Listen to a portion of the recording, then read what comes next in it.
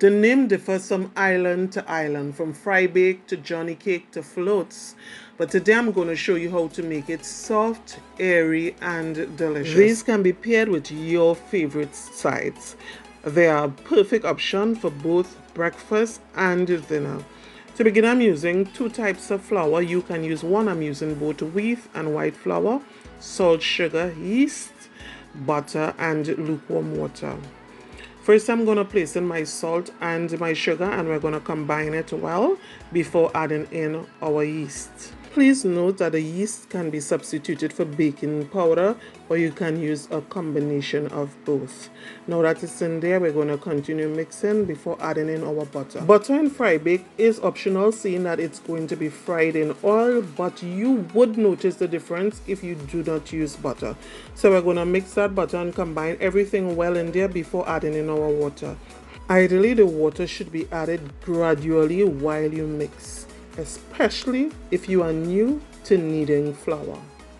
Once you have fully combined your dough, you're going to knead it for 5 to 6 minutes before placing it to rest. The resting period for this dough is normally not very long, and if you want it to raise very quickly, you can put it in an airtight container and then place it in your oven in a warm, nice place, or you can use cling wrap as I am using.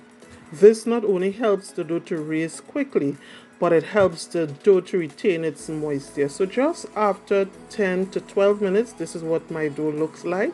On my work surface, I'm now going to lightly flour it, and I'm going to make some smaller dough balls. I especially like using this method when making fry bake because it helps me to gauge the size and maintain uniformity in size. However, you can ball them out in whatever way that you are comfortable with. Now we'll repeat whatever process that is until all our dough balls are formed. Then we're going to cover it and leave it to rest once more for 5 minutes before moving to the next step. Then to our surface, we lightly flour it using my hands. I'll slightly open the dough, and using a rolling pin or bill, I'll complete the process. However, the process can be done using only your hand. I like to open out all my dough balls before proceeding to fry. During this time, I like to set up my pan with my greaseproof paper or Bounty. My oil is on the fire, heating up, and I have my utensils ready. One of the ways to test to see if your oil is ready for frying is to place in a little piece of your dough in there. Once it begins to sizzle aggressively, you know it's time to get that bake in there. There are many methods of frying the bake once it is in the oil. Some people like to throw oil on top of it. Sometimes I do it, or sometimes I just flip it. But let me tell you the trick to getting your bake to raise really nice.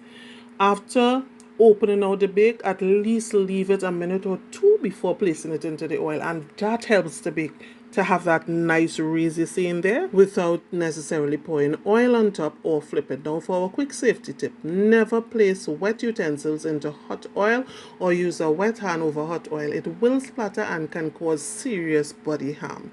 Now back to our floats, and look at this.